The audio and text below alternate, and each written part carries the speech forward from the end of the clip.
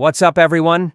Hold on to your hats because we've got drama, trash talk, and even some free agent buzz all happening at once in the Steel City. This is Ethan Carter, and things are about to get heated because the Steelers are in the middle of a perfect storm of behind-the-scenes chaos, and the preseason hasn't even fully kicked off. We're talking Cam Hayward in a contract dispute, Aaron Rodgers possibly sitting out the preseason, a potential veteran O-line signing, and Joey Porter Jr. taking shots at the entire division. The tension is palpable, but will this whole mix blow up the locker room, or will it be the spark that ignites a fire under the 2025 team? But before we dive into all the hot takes on the Steelers' latest headlines, let me ask for that one small favor. If you love this kind of straight talk and black and gold analysis, hit that subscribe button and ring the notification bell. It's how we keep this community strong and our passion for Pittsburgh alive. Let's go.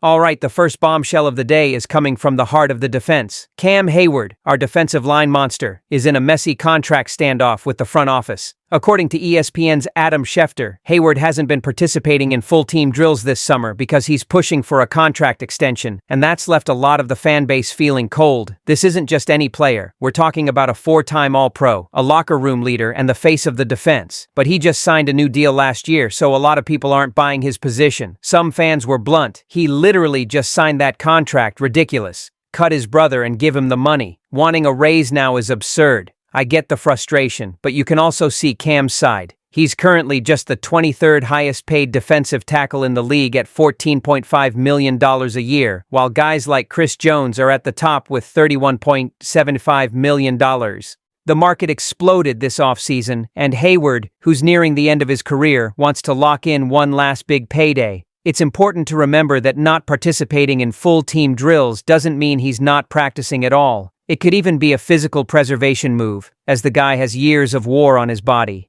Technically, his absence from full drills could open up reps for younger guys, but let's be real, there is no immediate substitute for his impact on the field and his leadership. It's the classic dilemma. If you pay him, you risk throwing off the cap. If you don't, you risk creating a rift in the locker room. And for a team that's already under immense pressure, this could be fuel for chaos or a reason to unite. As a fan, I have mixed feelings. I understand him wanting more, but I also know any misstep in this negotiation becomes instant media fodder and ammunition for our rivals. I can already picture the guys in Baltimore and Cincinnati laughing about this behind the scenes. The big question is, will the front office back their veteran for what he represents, or will they bet that the defense can handle it without him being 100% motivated? I know one thing. If Hayward steps on that field angry with a new contract, the AFC North is going to feel it, and if he doesn't, well, that's a whole other can of worms. And with that tense vibe, we move on to our second news item, and this one involves a giant name, Aaron Rodgers. Now let's talk about something that's impacting the offense and fans' expectations. Aaron Rodgers might not play a single snap in the preseason. Mike Tomlin hinted at this, saying that for a guy with 21 years in the league, his preparation doesn't need to follow the standard pattern. And look, that makes sense. Rodgers himself has said he doesn't care at all about sitting out the games in August. For him, the preseason is just practice in pads. Defenses hide their plays, offenses run a basic playbook, and there's even a kind of agreement between coaches to avoid pressure. The only real benefit, according to him, is getting used to game operations with a running clock, the helmet radio, crowd noise, and full officiating. The veteran also emphasized that he values joint practices more, like the one the Steelers will have against the Buccaneers. In those sessions, teams show more than in exhibition games without the paranoia of revealing secrets to a regular season opponent. Of course, as long as there aren't any fights, it's a hell of a practice. Now, from a technical standpoint, not having Rodgers in the preseason means less time to build on-field chemistry with the new offensive line and with receivers who are still adjusting to his style. That could be costly at the start of the season if the sync isn't perfect. On the other hand, avoiding unnecessary hits on a 41-year-old quarterback is a basic survival instinct. And let's be honest, if there's anyone who knows how to mentally prepare to be sharp for Week 1, it's him. As a fan, I'll admit part of me wanted to see at least one offensive series with him at the helm, just to satisfy my curiosity of seeing the number 12 in black and gold. But if the plan is to preserve him, then so be it. What's not okay is to use this as an excuse if the offense starts out slow.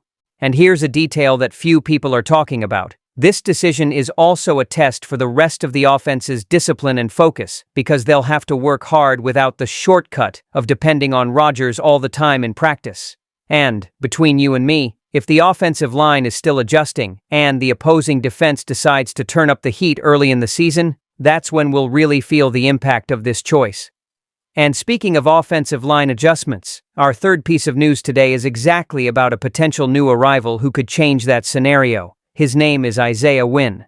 Listen up, folks. In the middle of this boiling preseason, a rumor has surfaced that could be a huge relief for our offense. The Pittsburgh Steelers are reportedly looking at offensive tackle Isaiah Wynn, a 28-year-old veteran who played last season with the Dolphins on a modest contract, around $188 million with $1 million guaranteed. The guy is a former first-round draft pick and has more than 50 starts in the NFL for a team that's betting big on Broderick Jones and Troy Fautanu but knows they're both still green.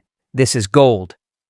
Offensive coordinator Arthur Smith's philosophy really values versatility, and Wynn brings exactly that. He can play left tackle but can also hold his own on the interior of the line. This flexibility is perfect for a scheme that mixes powerful run blocking with careful pass protection, especially when you have a QB like Aaron Rodgers who needs time to work. Of course, Wynn isn't a perfect name. A history of injuries in recent years is what's made him available on the market this late in the offseason. But if he's healthy, he's exactly the type of player who can give Rodgers security and the offense the confidence to execute without fear of a protection collapse.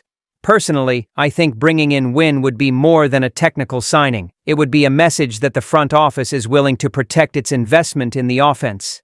Nothing kills a team's momentum faster than watching its veteran quarterback take hit after hit. And if there's one thing I've learned watching the Steelers over the years, it's that our identity starts in the trenches. Technically, his arrival could allow for smart rotations, preserving the young tackles and keeping them from facing the most insane pass rushers in the league right away. It would also increase competition in practice, which Arthur Smith loves. And look, it's no exaggeration to say that a move like this could be the difference between a solid season and a tough one. But of course, as long as it's just a rumor, we'll be refreshing our social media feeds, waiting for news. If the front office actually signs him, it's the kind of move that won't make national headlines, but could be remembered as a key turning point in December. And speaking of December, that's when AFC North rivalries get most heated, and that's where our fourth topic comes in. Joey Porter Jr. opened his mouth and threw fuel on the fire against the whole division. And that brings us to the moment where the rivalry blood starts to boil. Joey Porter Jr., our young cornerback, decided to send a direct message to the AFC North rivals. In an interview, he said, "They better be worried because we're coming for everybody." My friend, that's the kind of phrase that gives fans chills and gets opponents fired up. It's very reminiscent of his father, Joey Porter Sr., who lived to talk trash and then back it up on the field. The thing is, after what we saw last December with those painful losses to the Ravens and Bengals and that playoff embarrassment, those words carry some weight. This isn't just preseason trash talk, it's an open challenge. Technically, Porter Jr. has the talent to back up that confidence, but he needs to get better. Last year, he led the position with 17 penalties, something a corner who wants to be elite can't repeat.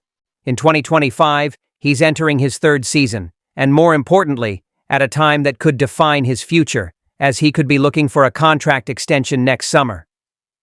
To help with that development, the Steelers brought in two big-name veterans, Darius Slay and Jalen Ramsey. Slay has already said he wants to help Porter improve his hands and capitalize on interceptions. Ramsey, who is versatile, can play outside, in the slot, and even at safety, forming a trio with Slay and Porter that, if they play at the expected level, could be one of the most dangerous in the league. But here's the emotional part. In the AFC North, every game is a war. The Ravens and Bengals have MVP-level QBs, the Browns have a solid defense, and no one wants to give an inch. When a player like Porter talks big, rivals take note to use it as motivation. That means that when the ball is in the air, there will be no shortage of trash talk and nerve tests. And as a fan, I love seeing confidence, but I've also seen a lot of big talk turn into a weapon against us. The reality is that this defense has the potential to shut a lot of people up. Juan Thornhill even said it could be the best of all time. But it will only happen if discipline follows. And Porter is a central piece of that. If he maintains the aggression but cuts the penalties in half, we could have an ascending shutdown corner, and then his phrase becomes a reality on the field. But if he keeps giving up free yards, it will be ammunition for the critics. And with this scenario of tension, reinforcements, and trash talk, it's time to tie everything together and project what these 4 stories say about the season that's about to begin. So, let's look at the big picture. Hayward in a contract fight, Rodgers being held out, Wynn possibly coming in to reinforce the protection, and Porter Jr. adding fuel to the divisional rivalry. It's a mixture of tension, experience, a gamble, and a lot of nerve. And if there's one thing I've learned being part of the Black and Gold Brotherhood, it's that years like this either end in glory or epic frustration. The question is, will this group be able to transform all this energy into wins, or will they get lost in their own noise? Hold on tight, because the 2025 season promises to be a wild ride. And I want to see you comment down below right now.